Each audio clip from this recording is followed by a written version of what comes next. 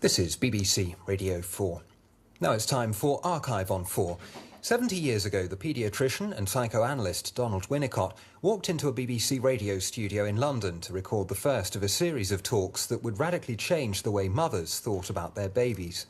The 50 or so broadcasts on a wide range of subjects, from breastfeeding to jealousy and stealing, turned him into a household name and the term "the good enough mother" into a catchphrase.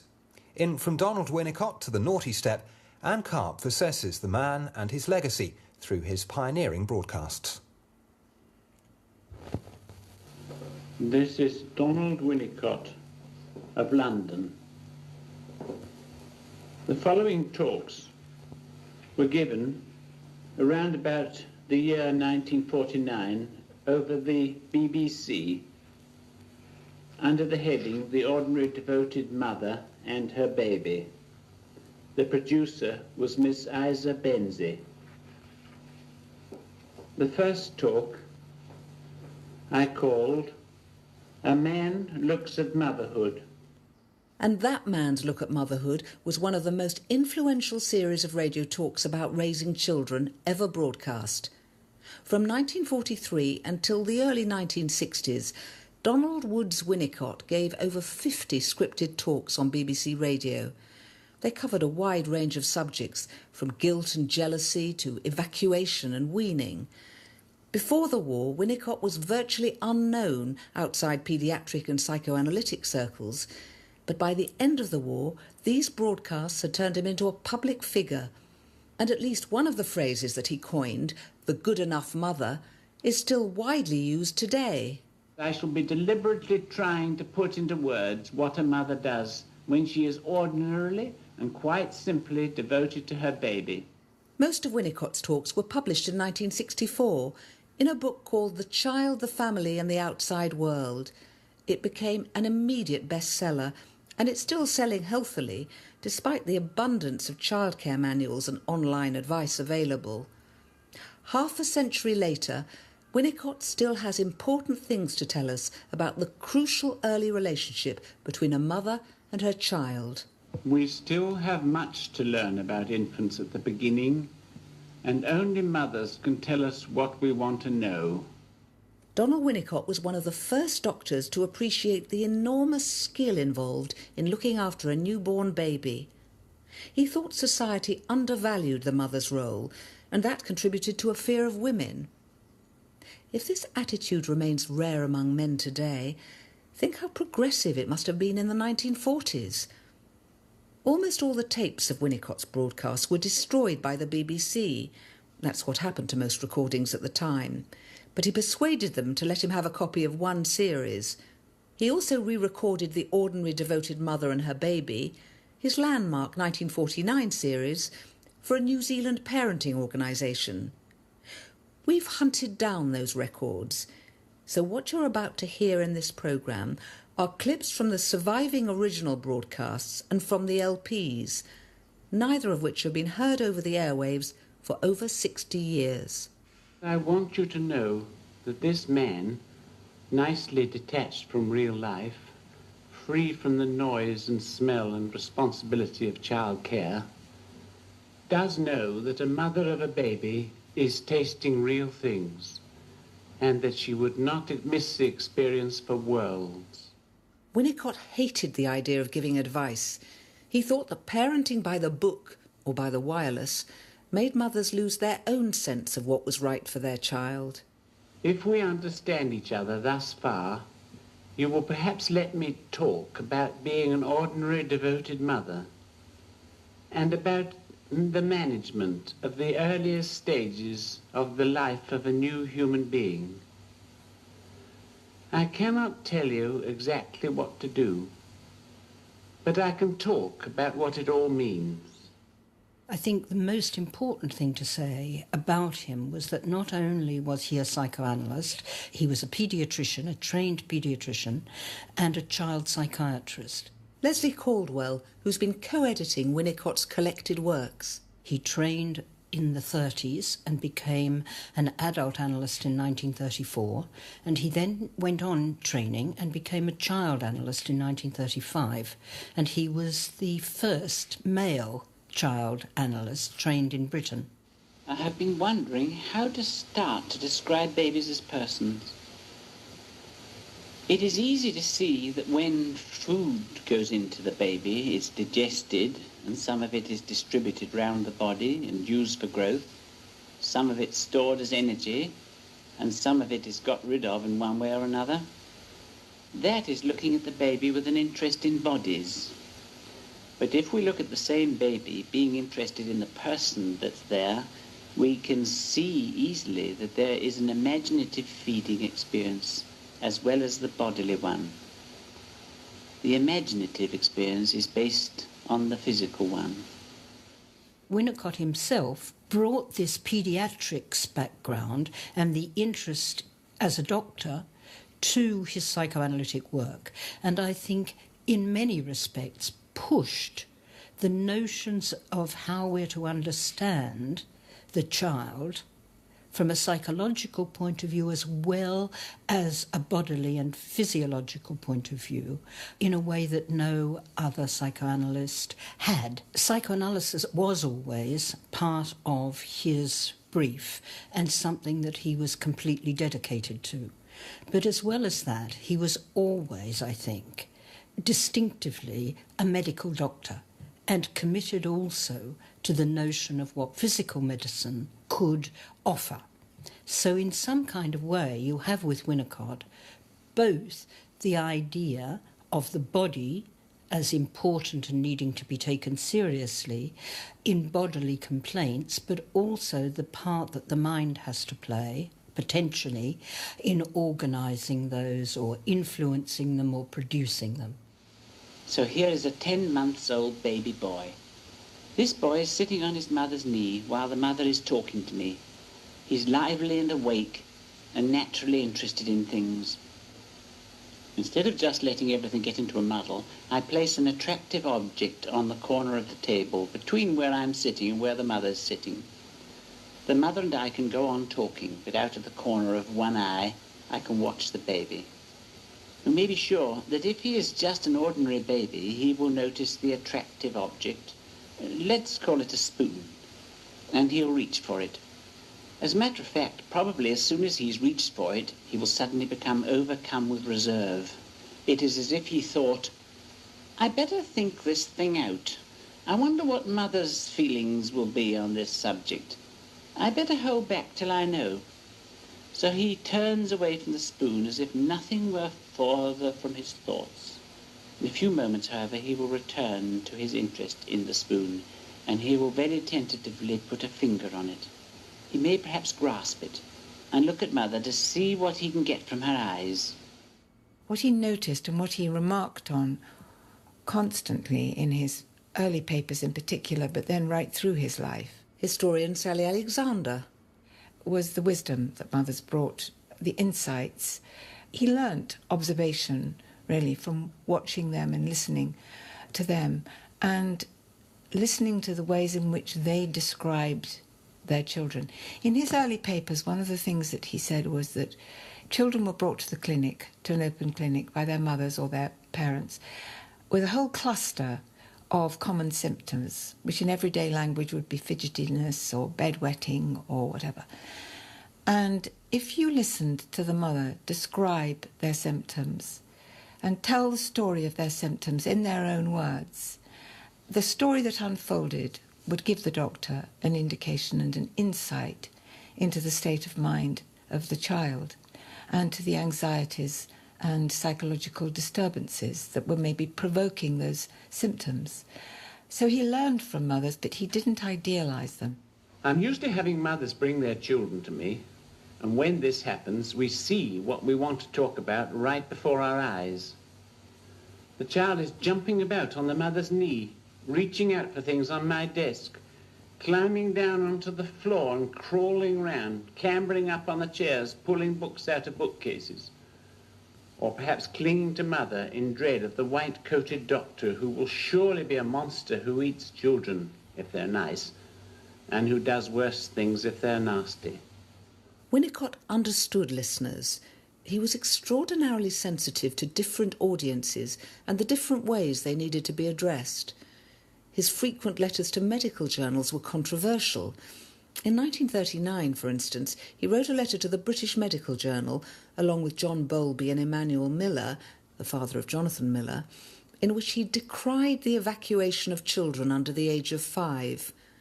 But over the radio, he tried to avoid controversy and felt that he should focus on the ordinary devoted mother rather than the less devoted kind. He loved the provocative epigram, though. He once wrote on the inside of a notebook, "Oh God, may I be alive when I die." He would dream up playful catchphrases that expressed complex thoughts in an accessible way. Psychotherapist and author Naomi Stadlen. Well, he's mentioned it in various pieces of his writing, that once at a meeting at the Tavistock Clinic, people were talking about the baby. And he obviously got furious and he finally burst out, "There is no such thing as a baby." And he said everyone turned around to stare at him. But what he meant was that if you are talking about a baby, you're finding that you're talking about a baby and someone. And he wrote, "A baby cannot exist alone, but is essentially part of a relationship." That's really well said. The only true basis for a relation of a child to mother and father and to other children and eventually to society is the first successful relationship between the mother and baby, between two people, with not even a regular feeding rule coming between them, nor even a rule that baby must be breastfed. In human affairs, the more complex can only develop out of the more simple. I was inspired by some of the things he said. Naomi Stadlen. Especially the way he described a mother picking her baby up and how she'd get her arms under the baby and kind of get the baby together and get the baby's cooperation before lifting the baby up. I'm sure nobody has described that before because I've looked, and I don't think people have taken much account of it after, but lifting up and putting down is a major part of looking after a baby, and it was brilliant of him to have seen that that was important. Winnicott's vision was microscopic. He was alert to the tiny signals exchanged between a parent and their infant, the meaning of a baby's drool, for instance, or a mother's drifting hand. And yet he had no children himself. I know a young mother who made a very early contact with her baby boy, her first child. From the day of his birth, after each feed, he was put in a cradle and left by his mother's bed by the sensible matron of the nursing home. For a while he would lie awake in the quiet of the room, and the mother would put down her hand to him, and before he was a week old, he began to catch hold of her fingers and to look up in her direction. This intimate relationship continued without interruption and developed, and I believe it has helped to lay the foundation for this child's personality and for what we call his emotional development and his capacity to withstand the frustrations and shocks that sooner or later came his way. He's now left school, and he's really done awfully well. He's sometimes linked in people's minds with John Bowlby in that both were believers in attachment and attachment parenting. How distinct do you think their beliefs were? Well, I read a lot of Winnicott, and of course I think they're very distinct. I mean, Bowlby's ideas came from animal psychology. Winnicott's came from observation of mothers and children, of listening to mothers and children. And then there's another thing about Winnicott's thought, which was very distinctive, which was that in the end he thought everyone was alone, and that even the mother, even the fetus inside the mother's body was isolated and separated from the mother. There was no metaphysical attachment or physical attachment between mother and child. You're always an isolate. That's his term. So I think they're very different. Even in the womb, your baby is a human being, unlike any other human being. And by the time he's born, he will have had quite a lot of experience, unpleasant as well as pleasant. It is, of course, easy to read into the face of newborn babies things that are not there. though to be sure a baby may look very wise at times, even philosophical. But if I were you, I shouldn't wait until the psychologists have decided how human a baby is at birth. I should just go right ahead and get to know the little boy or girl, and let him get to know you. His sensitivity was the result of long clinical practice, but it was also nurtured by two pioneering BBC producers, Janet Quigley and Isa Benzie. Quigley and Benzie together moulded him into a brilliant broadcaster. Both of them fell upon any bits of Winnicott's scripts that might produce guilt in listening mothers. And Winnicott was always keen to improve as a broadcaster. Over and over again he invited them to suggest changes to his scripts, and they obliged. Sometimes he even incorporated their suggestions into his talks word for word. It was Benzie, in fact, who came up with the title of his most famous series, The Ordinary Devoted Mother and Her Baby. Another producer, Sally Thompson, remembers working with him on a series called Parents and Children in the 1960s. My memory is that he was quite small and had greyish-whitish hair when I knew him, and ever so slightly bent. He always seemed to be a very nice man, a very sweet-natured man, quite shy, really, not particularly forthcoming, except when required to speak. What was it like producing him? It was a delight, because he was such a nice man. Winnicott had a brilliant feel for language. He couldn't have been more different from the psychologist John Bowlby in this respect. Benzie kept having to remind Bowlby to use words of one syllable and to make his points through pictures and examples and concrete nouns. Winnicott, on the other hand, had an intuitive sense of when and how he could convey his meaning best by using metaphor or an evocative turn of phrase. I can't help being reminded of a theatre agency which advertises with the following slogan: "You want the best seats, we have them." This always makes me madly jealous, so that I feel like rushing off to get the seats that I want and they have. The snag is that I have to pay for them. Using this as an illustration, I can say that up to a certain age, a little boy or girl is all the time proclaiming, "I have the best mother," only not in those words. Eventually the moment comes when the child would proclaim, "I have the best mother, you want her." This is a painful new development. Winnicott couldn't abide the sound of his own voice. He broadcast anonymously, as all doctors did at the time, and listeners were told that he was a psychologist or a doctor caring for children. His voice was so high-pitched that many listeners thought he was a woman. Sally Thompson again. He told me spontaneously, it's not something I would have dared to ask him about, he told me that he had adopted this voice because he took the role of the mother when he was talking to his little patients. And that seemed to be a source of comfort to them, and it certainly helped him in his relationship with them. But I've got another theory. I think the pitch of his voice helped him communicate well with mothers too. It made him sound less like a declaiming male pundit who had infallible truths to impart. It's almost as if it positioned him midway between the genders, neither male nor female. Eventually, a clever studio manager thought of moving the microphone closer to him, and he pronounced himself happy with the way he sounded for the very first time. Babies are not born with an alarm clock hanging around their necks with instructions, "Feed 3 hourly." Regular feeding is a convenience to the mother and to the nurse. And from the baby's point of view, it may well turn out that regular feeding is the next best thing to having a pull whenever the impulse to feed turns up. But a baby doesn't necessarily start off wanting a regular feed. In fact, I think that what an infant expects to find is a breast that comes when it's wanted and disappears when it's not wanted. Winnicott's talks were also part of a reaction to the punitive child-rearing advice of Frederick Truby King. Truby King commanded mothers to breastfeed by the clock, 4 hourly feeds, with baby left untouched in the fresh air for the long stretches in between.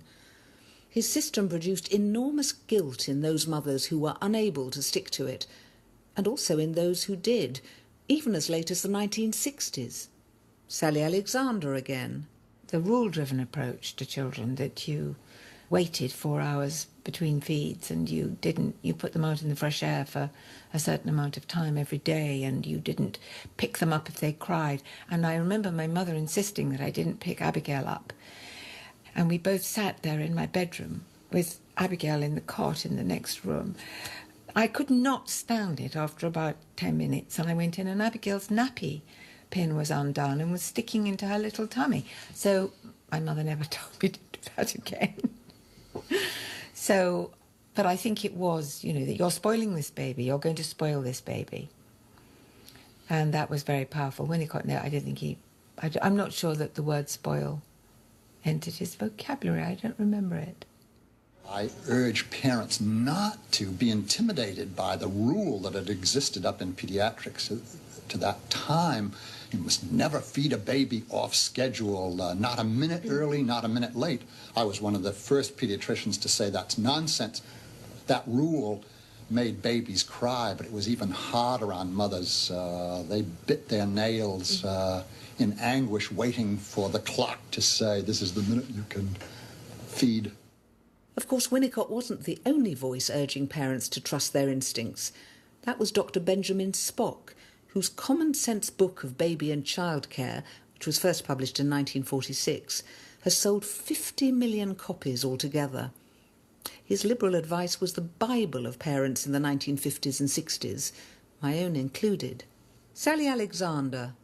Well, I think Spock's book, his famous Mother and Child book, is much more practical, really concrete advice about how to feed, how to change nappies. Whether he consciously got it from Winnicott or whether it was just part of the atmosphere of paediatrics and informed by psychoanalysis post-Second World War in the 1940s and 50s. I remember rushing to Spock at various moments when my first child was very young, and he always made you feel all right about whatever it was you did with them, whether you wrapped them up too tightly or left them out in the pram for too long, or it would be all right. So I think he got that from Winnicott. Rigid routines have alternated with more liberal parenting advice pretty much ever since. For every parenting guru urging parents to trust their instincts, there's been another encouraging them to get their children into a routine sooner rather than later. Pick up a parenting magazine from 1943 or 2013 and the questions are the same. How often should you feed your baby? Should you always pick them up when they cry? Winnicott's views were never extreme or absolutist. He understood the value of routines, but was wary of them being imposed on parents too early. If the relationship between mother and baby has started and is developing naturally, then there is no need for feeding techniques and weighings and all sorts of investigations. The two together know just what is right, better than any outsider ever can. In such circumstances, an infant will take the right amount of milk at the right speed and will know when to stop. And in that case, even the baby's digestion and excretions do not have to be watched by outsiders. The whole physical process works just because the emotional relationship is developing naturally. I would even go further and say that a mother in such circumstances can learn about babies from her baby, just as the baby learns about his mother from her. This was his recurring theme. We tend nowadays to think that it was Freud who first insisted that the baby's early relationship with its mother was formative, but in fact it was Winnicott developing the ideas of the hugely influential psychoanalyst Melanie Klein. And of course Winnicott wasn't the only psychoanalyst to broadcast regularly. There was John Bowlby, and also people like Ruth Thomas and Susan Isaacs. Although they were good communicators, none of them embraced popularising with quite the same gusto and skill as Winnicott, and they just weren't as witty. Winnicott had cut his teeth in the child guidance movement before the Second World War, and the spread of child guidance clinics in the 1930s helped make the British public receptive to his message. But perhaps the most important reason that Britons were ready to hear him was the war. The Second World War shattered the old certainties, even while it heightened the importance of the BBC in British society. The war also removed children from their parents through the evacuation scheme. We're on number 12 platform at Waterloo Station, one of the 10 big metropolitan stations that are engaged today on the evacuation of London's school children. We're on number 12 platform, the train's in, and the children are just arriving, coming along in their school groups with a banner in front saying what school they are. This lot, St John's School, Walworth, which is south of the river, and then they follow behind. The tiny tots in front, leading up to the bigger ones, the 12, 13-year-olds behind, and here comes a high school, more like 14, 15 and 16. They're being evacuated too. Evacuation focused people's minds on how the presence of a reliable and attentive mother helped a child develop into a healthy adult. The war also enabled the British public to acknowledge aggressive instincts in infants and not just nations. Winnicott himself certainly identified with babies. He thought they had lions and tigers raging inside them. But he understood too their need to be free of intrusion from parents. Some children are never allowed, even at earliest infancy, just to lie back and float. They lose a great deal and may altogether miss the feeling that they themselves want to live. It seems to me that if I can convey to you that there really is this living process in the baby, which as a matter of fact it's quite difficult to extinguish, you may be able better to enjoy the care of your baby. Ultimately, life depends less on the will to live than on the fact of breathing. One of the most striking aspects of Winnicott's broadcasts is the way that he addressed mothers in the second person. It almost sounds as if he's buttonholing us through the direct way he says you. I think the most important thing is that you easily feel that your baby is worth getting to know as a person and worth getting to know from the earliest possible moment. No one who comes along to give you advice will ever know this as well as you know it yourself. Winnicott believed in listening to mothers.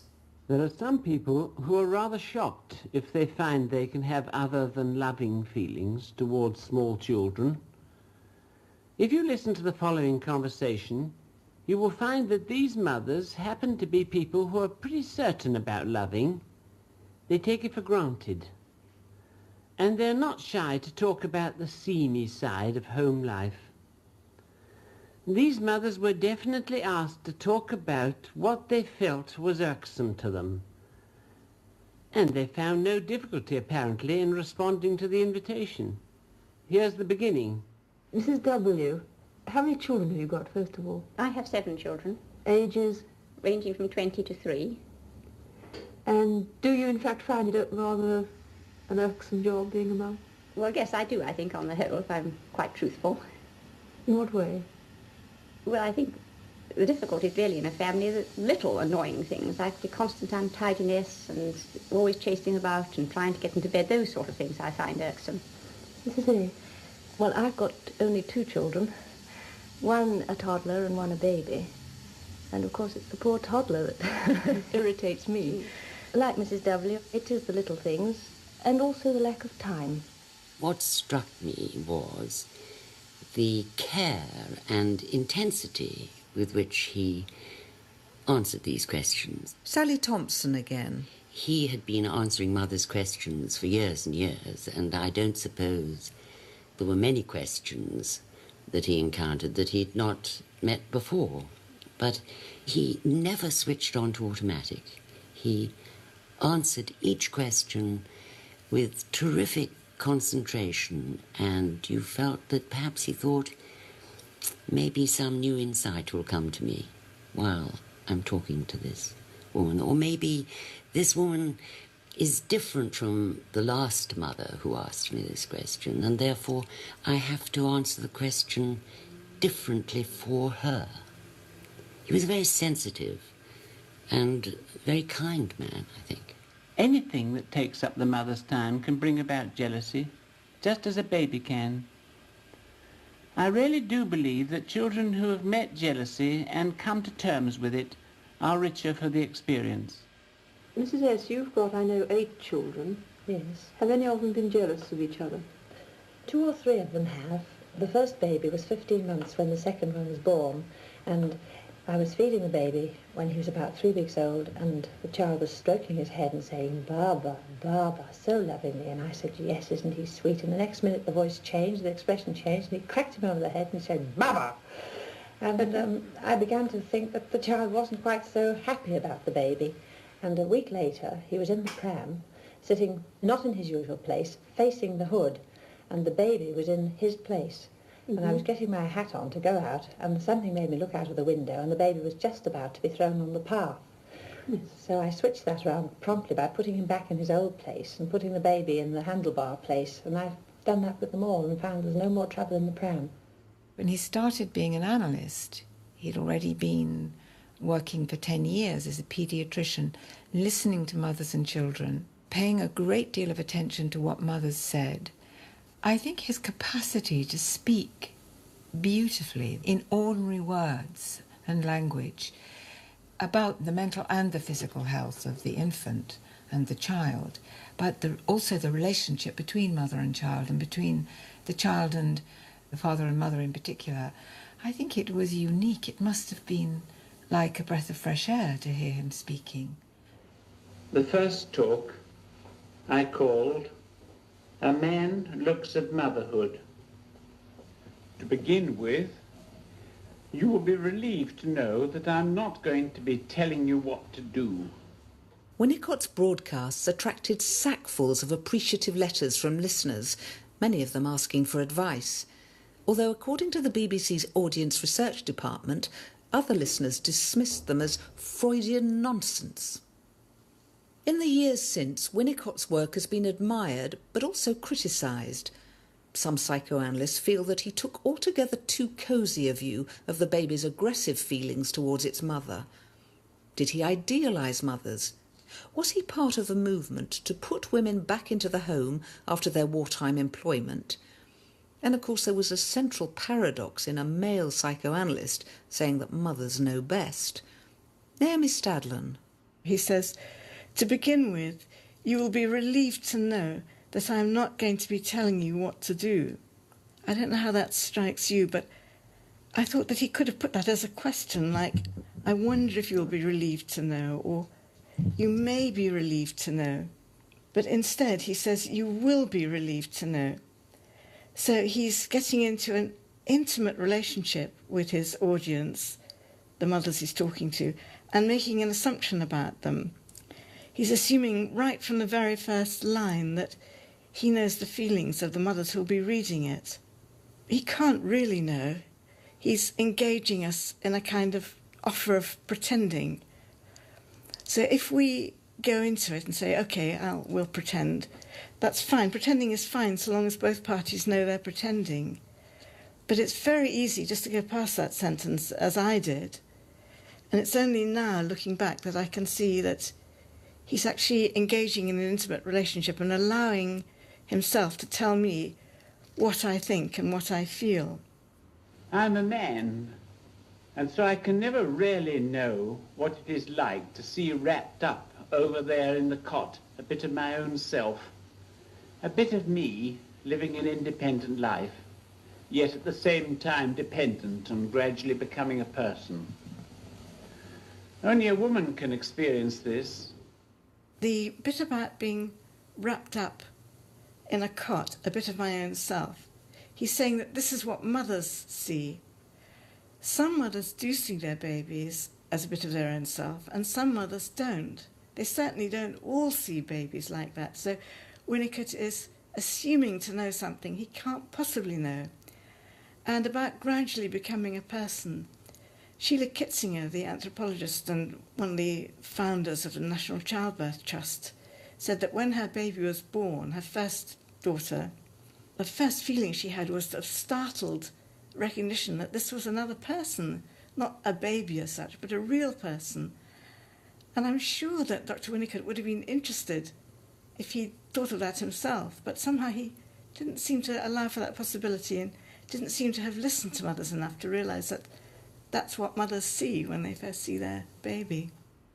You knew just how to pick the baby up, how to put the baby down, how to leave well alone, letting the cot act for you. And you had learned how to arrange the clothes for comfort, for preserving the baby's natural warmth.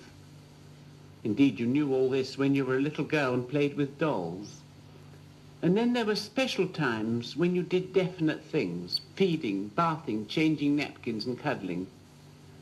Sometimes the urine trickled down your apron and went right through and soaked you as if you yourself had let slip. And you didn't mind. In fact, by these things you could have known that you were a woman and an ordinary devoted mother. What about stereotyping? Because there are these places in the talks where he talks about little girls playing with dolls, exhibiting the maternal instinct. Do you feel that he did stereotype mothers in that way? I don't think he did stereotype it. I think he observed and watched little girls play with toys. And I grew up in the 1940s, Anne, and I was a tomboy, and I played with dolls incessantly. And I had two sisters, and I was surrounded by my mother and aunts, and I had dolls and dolls' prams, and I wanted babies, and I produced babies, and we acted out births, and we did all sorts of things with our babies and our dolls. And the little boys, my brother sometimes joined in, but mostly didn't. It was what little girls did. So I don't think it was a stereotype. I think it was, again, from observation. These broadcasts, which lay out very beautifully the way that mothers, by really attending to their children's early needs, enable them to develop into a healthy individual. But the task is so demanding that really it amounts to an ideological push of women back into the home after the war. What do you think of that? I don't think he did push women back into the home after the war. And the research of historians is that, young women were very mixed themselves about whether to have babies, and they were thrown out of all their employments that they'd taken over during the Second World War, and so on. But I don't think you can hold Winnicott responsible for it. What he did believe, and he believed very strongly, was that prolonged, forced separation between mother and infant in the early years of life was perhaps not a good thing, if it was forced, if it was prolonged. But small children could get used to it and could be led into it. He was a very conservative, with a small c, medical doctor. I don't think he thought, women should all be out being scientists and feminists. He wasn't keen on that idea. He did think young mothers should be young mothers, but he didn't think that attachment meant that women couldn't work or couldn't.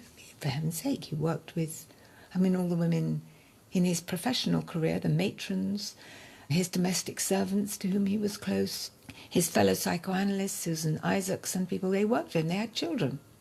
They were professional women. Sally Alexander. Winnicott died in 1971, but he stopped broadcasting in the mid-1960s. One reason was his continuing ill health, but another was probably a creeping but profound cultural change. As more women began to enter the workforce and the playgroup movement developed, popular discussion began to focus on the ill effects for both mother and child of mothers isolated in the home with their baby. Yet Winnicott has never stopped being influential. It isn't that the baby is right. The baby isn't right or wrong. It is that there aren't any rules that apply to everybody. Penelope Leach, spelling out her ideas on Desert Island Discs. And the only guidelines you've got is the baby you've got, who's never happened before and will never happen again. And I think the point that people miss is, it isn't that I think you should do this really for babies' sakes, but because if you don't, if you try to follow a set of rules that don't feel comfortable to you, you're going to be miserable. And that's what makes babies miserable. Welcome to my podcast page at miriamstoppard.com. Here you'll be able to download audio programs containing advice and information on a range of health and wellness issues. I've always aimed to give people... There are certain parts of his teaching which are deeply embedded in my DNA, and I have written about them in a very similar way to the way he writes. Not that I knew that I was doing that, just that when I reread him, I realised he encapsulated my thoughts and my philosophy so closely, and I thought, all those years ago, in the 60s and early 70s, I must have been reading him and taking him on board, because some of his publications were around 65, 66. I must have been reading them and taking them on board. I think they're as fresh now as they were when he wrote them. I think they're as useful now as when he wrote them, and I think they're as true now as when he wrote them. If only they could be translated into tabloid speak. I mean, I write for a tabloid newspaper. If I could translate this into that kind of easily reachable language, I think mothers would be wholly reassured to read the theories and the philosophy that he espoused. I was trying to not give advice, but to try to show what mothers were actually doing and how they felt about what they were doing. I still run a group called Mothers Talking, and I just found I was learning so much from it. And I thought, this isn't in the books at all. I ought to get some of it down. It's just so different from anything that was written about before. In a way, I think what connects you with Winnicott is that instead of giving advice, it's more a question of trying to identify and name things that mothers do to make them visible in the world. Would you agree? Completely. I think that one reason why people who are mothers don't realise they're doing anything, and they often say, I got nothing done this morning, is because they can't put a name to all the quite subtle things they were doing. And if they do say they were doing something, it's often in terms of what they can see themselves doing, like clearing up or making breakfast. Whereas actually what they have been doing is, while they were making breakfast, kind of showing their child what they were doing or engaging their child in it. And just doing so much wonderful mothering. It's just incredible. And it's a great pity that there are not enough words for that, because mothers can feel so disheartened when they're just doing the best things they could possibly be doing.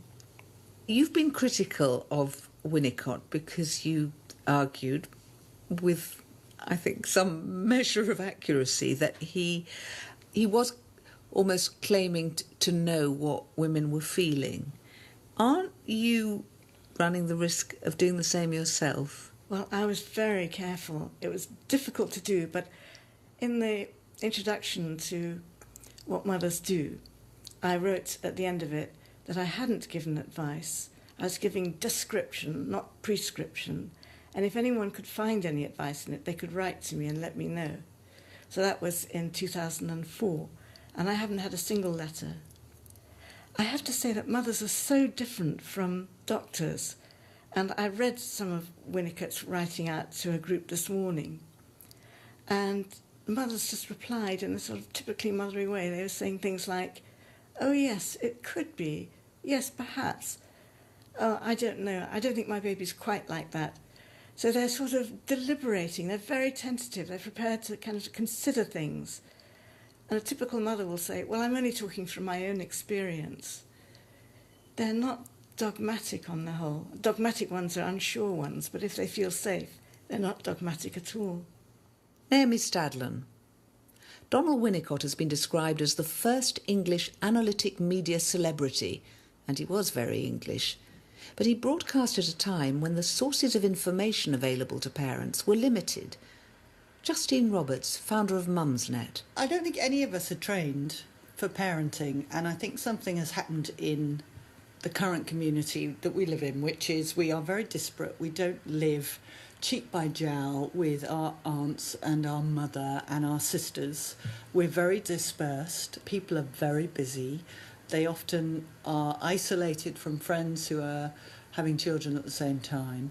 But the one thing they do have is access to the internet. What sort of things do they talk about? People come to Mumsnet usually when they have a burning issue or a problem. A lot of people come because they're searching for something on Google. We get a lot of people who are pregnant, who have just discovered they're pregnant. In fact, a lot of people who are trying to get pregnant as well.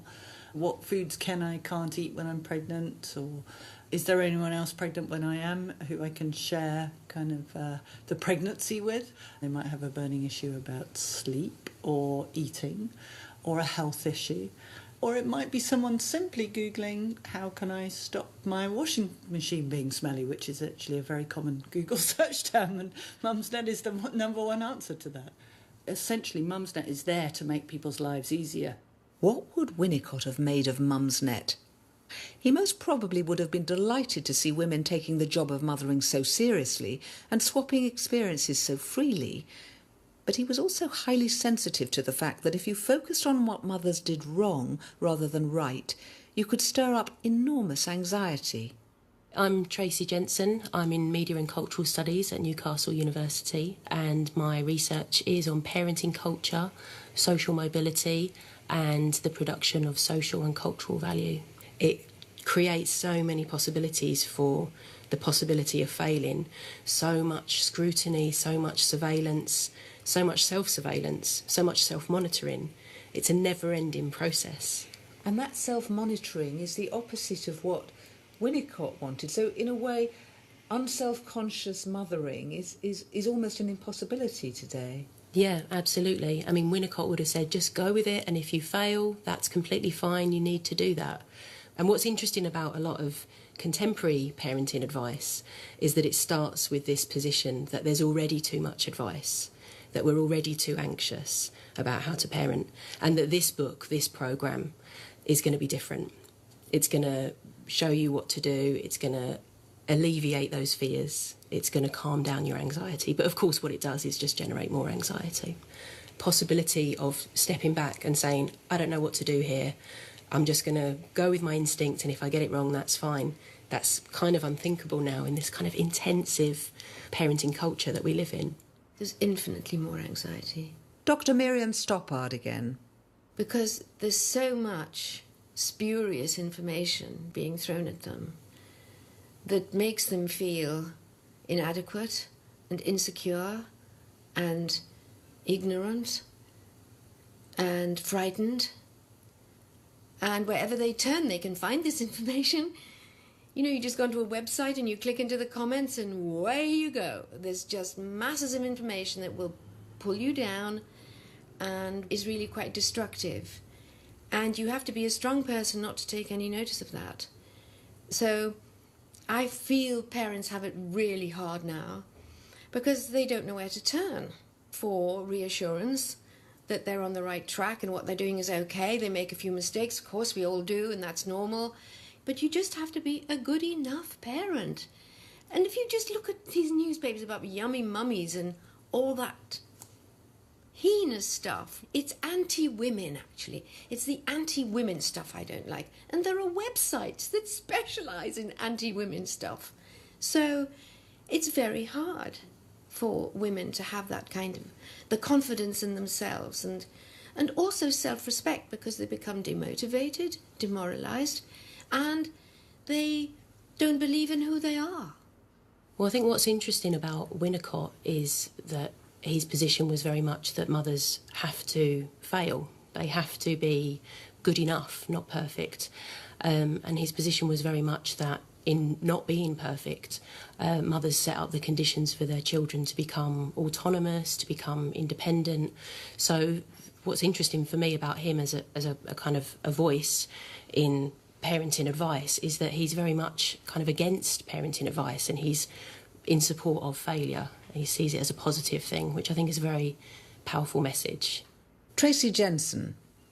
How Winnicott would have loathed the way that parents are shamed and humiliated in some modern parenting programmes before the eventual smiles and relief of both parents and child at the end.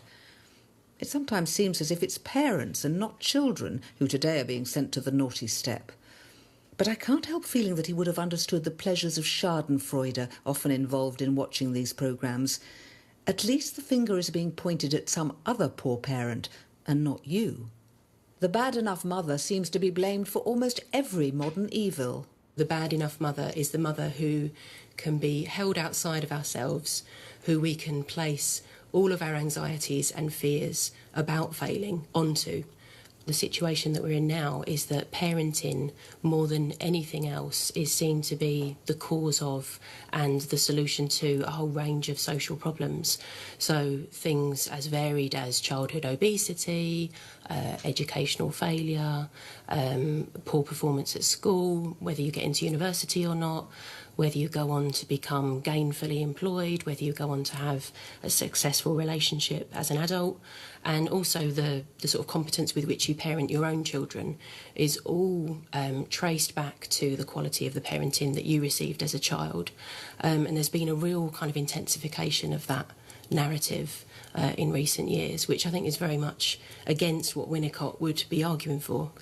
And much more scrutiny of how parents actually parent and mother's mother than in his day.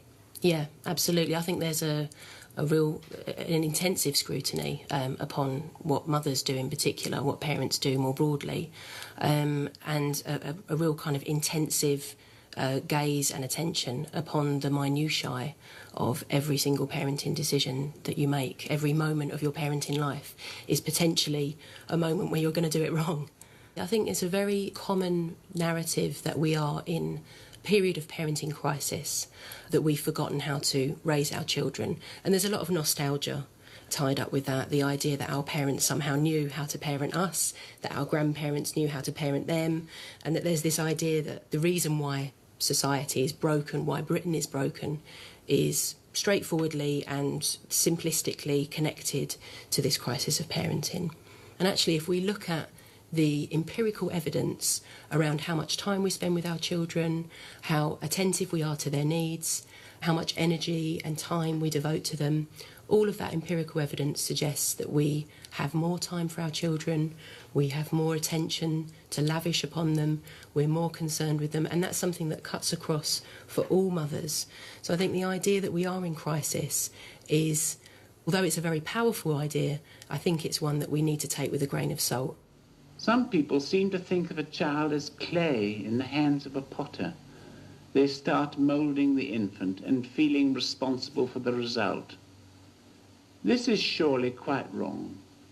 If this is what you feel, then you will be weighed down with the responsibility which you needn't take at all.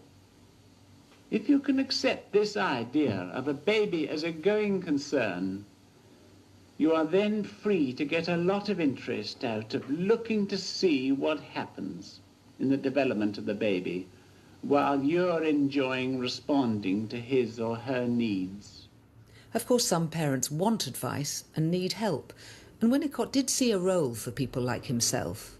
To become a mother, you go through a great deal, and I think that it is because you go through so much that you become able to see with a special clearness certain fundamental principles of infant care, so that it takes years of study for those who are not mothers to get as far in understanding as you may get in the ordinary course of your experience.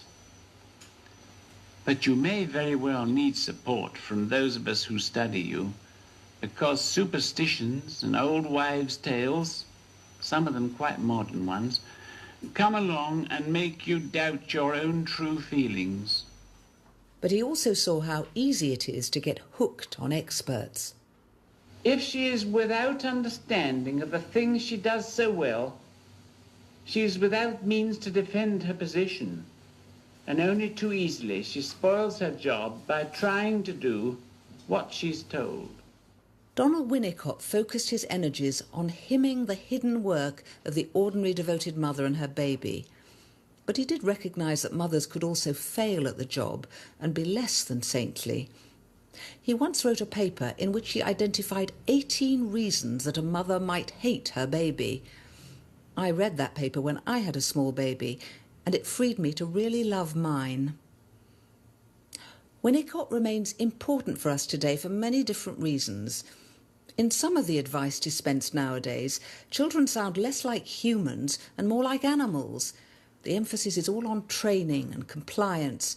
You could be mistaken for thinking that they might answer to the name of Rover and wag their tail. But Winnicott never lost sight of the personhood of even a newborn. He encouraged mothers to try and understand their babies, but also to recognise their changing needs as the infant begins to separate and start seeing the mother as existing in her own right rather than just as an extension of the baby itself. Of course, Winnicott wasn't perfect, but he thought analysts should be like mothers. Perhaps he was the good enough psychoanalyst. The ordinary good mother and father don't want to be worshipped by their children. They endure the extremes of being idealized and being hated, hoping that eventually their children will see them as the ordinary human beings they certainly are. So, a man largely forgotten by the wider public, who had no children of his own and had a female-sounding voice, but who actually showed more understanding of the minute-by-minute job of mothering than many of the pundits, male or female, sounding off today. Donald Winnicott, the expert who hated giving advice, the man who wanted to listen to women and encouraged women to listen to their babies. What he had to say about parenting all those years ago has lost none of its relevance today. It's surely tremendously important for a mother to have the experience of doing what she feels like doing, which enables her to discover the fullness of the motherliness in herself. For just as a writer is surprised by the wealth of ideas that turn up when he puts his pen to paper, so the mother is constantly surprised by what she finds in the richness of her minute-to-minute contact with her own baby. One might ask, how can a mother learn about being a mother in any other way than by taking full responsibility? From Donald Winnicott to The Naughty Step was presented by Anne Karpf and produced by Mohini Patel. After the news, we've another dramatisation from our series The Great Scott. David Tennant stars in Waverley, Walter Scott's gripping tale of love, war and divided loyalties. On BBC Radio 4, Wireless Nights with Jarvis Cocker. Zoom in a little there. We're looking for foxes tonight, if we can find one or two. Detecting the after-dark activities of nighttime folk. Standing and watching them, quite fascinating to see how they work and what they're up to. 4:30 in the morning GMT, it is a danger time. If one or more of us suspected that we had been followed, we were to be silent and keep walking past each other. Wireless Nights with Jarvis Cocker returns to BBC Radio 4 on Thursday after dark at 11.